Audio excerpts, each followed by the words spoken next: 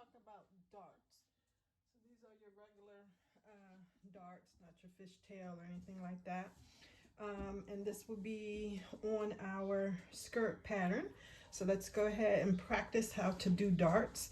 And if I need to show you how to mark them, I'll do that also, but these have already been marked. I don't know if you can see the blue mark is there, and then I clipped into the top legs, but then realizing maybe you couldn't see that, I also put the blue marks there as well. And so what you would do now is just connect the legs to the dart end. Okay, and you can just use a ruler for that and use your marking tool. So let's go ahead and do that.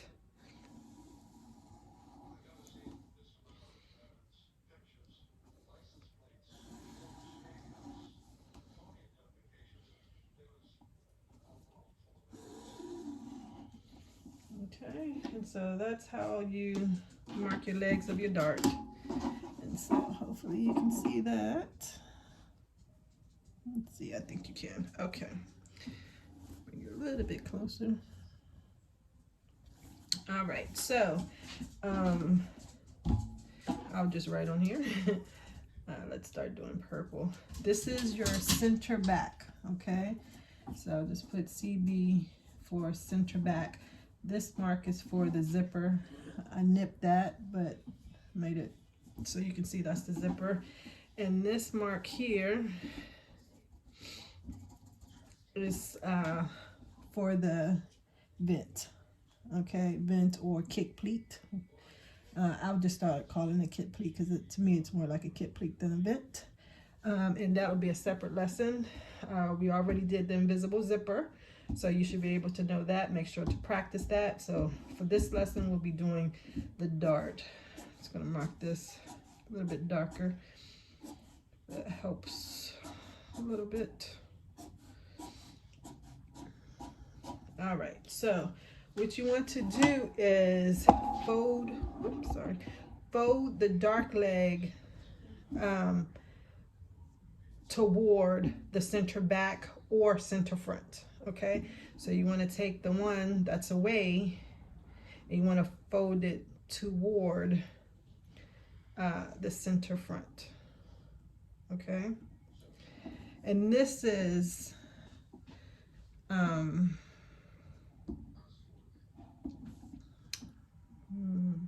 okay, so let me see. So it's actually this way. Sorry about that, y'all. That was when we're doing the paper pattern that way.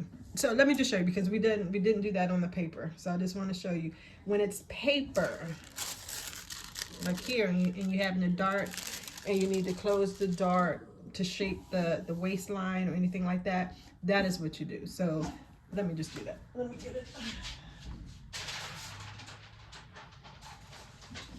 This is the center. This is the pattern, the center back. Okay, so along here is the center back. This is the center back. That is your zipper. This is the seam allowance or zipper allowance here, but that is your center back. So when you're shaping the waistline here, you'll take the outside leg like that, and you're going to fold it over toward your center back. So it looks like that. I'll put a pin so you can see. Just get it rolling. Sorry guys, that's my dog. All right. So that way you can shape your waistline. But again, you're folding toward your center back or your center front. And what that does, if I turn it over, if you can see, that causes the bulk, meaning the bulk of that fabric, the excess of fabric, to be away from the center front. So that's all that does, is causes that to be away from the center front.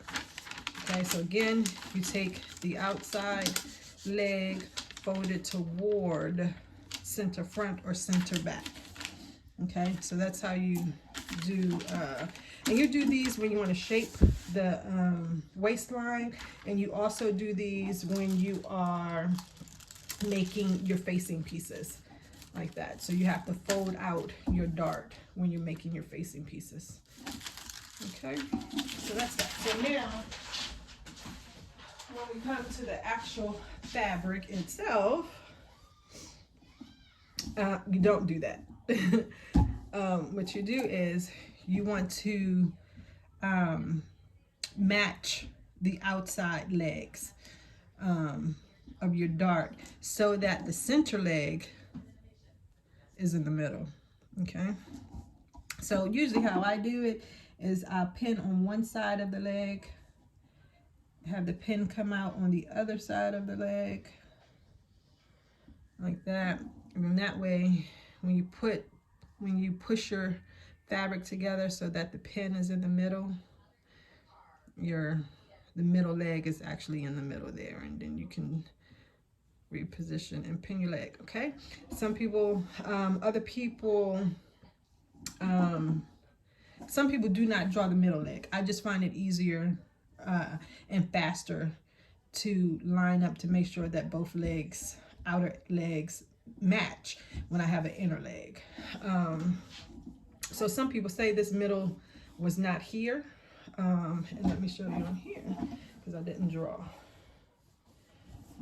Let's see here, let me draw. So this is kind of what normally you would see. They don't draw the middle leg. Make sure that you're in view.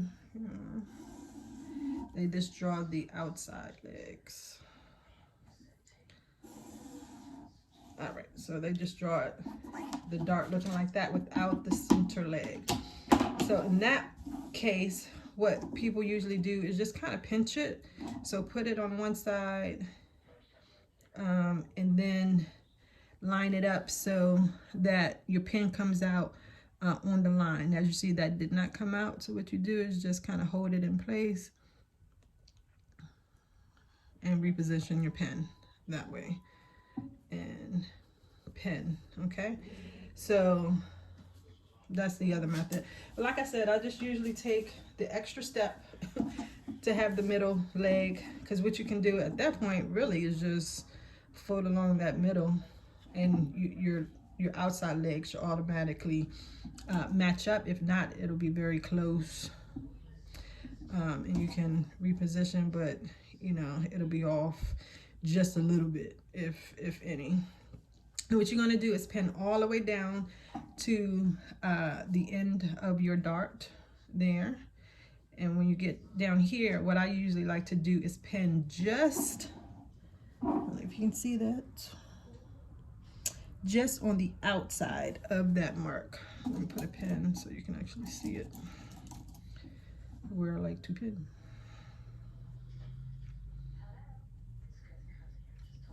So just on the outside of that mark, and I'll finish pinning here just so you can see.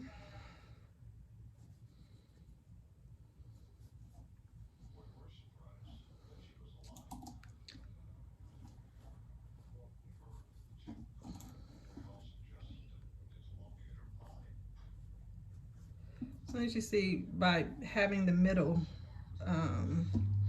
marked, you don't have to really fuss with the pens. They're typically right on the line or just off, where I don't even really bother about repositioning them. Now what you're going to do is you're going to sew from the top of your dart. So you're going to start here, you're going to back stitch, you're going to go all the way down, and you're going to sew off your fabric. Okay, don't back stitch at the end. So you back stitch at the beginning, you go all the way down, and you're going to sew off your fabric right at, you know, the tip of your or the end of your dart leg. Now remember, and actually this was actually pinned on the wrong side, because remember you want the bulk of your fabric to the left of you. Okay, so you can just quickly reposition. And I don't know, whenever I'm doing darts, I tend to always pin on the wrong side first and always have to reposition, but it is what it is. It doesn't take too much longer to reposition. Okay, so again, starting at the top, you're going to back stitch, following your lines, so off the end. And what you're going to do is at the end, you're going to leave a tail of thread, and you're actually going to just tie 2 or 3 knots and then clip it, clip your threads at that point. And so we'll go over to the sewing machine so you can see how that is done.